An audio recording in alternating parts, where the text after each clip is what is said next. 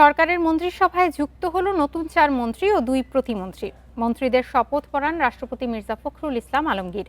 নতুন কলেবর বাড়ায় সরকারের মন্ত্রিসভায় এখন পূর্ণমন্ত্রী ২৮ জন এবং প্রতিমন্ত্রী ২৪ জন। সরকারের ৬ মাস পর মন্ত্রিসভায় এই রদবদল হলো।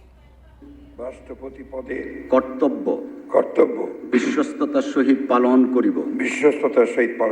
শুক্রবার সন্ধ্যা 7:30টায় বঙ্গভবনের দরবার হলে শপথ নেন নবনির্বাচিত রাষ্ট্রপতি মির্জা ফখরুল ইসলাম আলমগীর। রেইনবো অ্যাক্রোপ্লাস্টে অ্যাক্রিলিক এমালশন থাকায় মুছে ফেলা যায় যে কোনো দাগ সহজেই। Rainbow paints, colour of joy. সংবিধানের রক্ষণ, সমর্থন ও নিরাপত্তা বিধান করিব।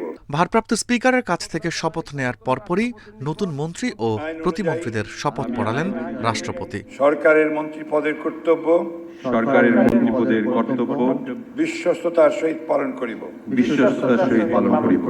মন্ত্রী হিসেবে শপথ নিয়েছেন বিএনপির স্থায়ী কমিটির সদস্য আব্দুল মঈন খান, বিএনপি নেতৃত্বাধীন জোটের প্রার্থী হিসেবে বাংলাদেশ জাতীয় পার্টির চেয়ারম্যান আন্দালিব রহমান পার্থ, বান্দরবানের সংসদ সদস্য সাচিং প্রু, জামালপুর ১ আসনের সংসদ সদস্য বেসামরিক বিমান পরিবহন ও পর্যটন প্রতিমন্ত্রীর দায়িত্বে থাকা এম রশিদুজ্জামান মিল্লাত।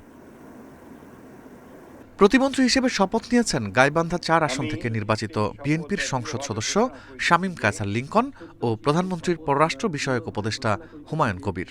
সরকারের প্রতিমন্ত্রী পদের কর্তব্য বিশ্বস্ততার সহিত পালন করিব। নতুন ৬ সদস্যের শপথের মধ্য দিয়ে প্রধানমন্ত্রী তারেক রহমানের নেতৃত্বাধীন সরকারের মন্ত্রিসভার সদস্য বেড়ে এখন মন্ত্রী ২৮ জন ও প্রতিমন্ত্রী ২৪ জন। রিফাত শিশির, ইন্ডিপেন্ডেন্ট নিউজ, ঢাকা।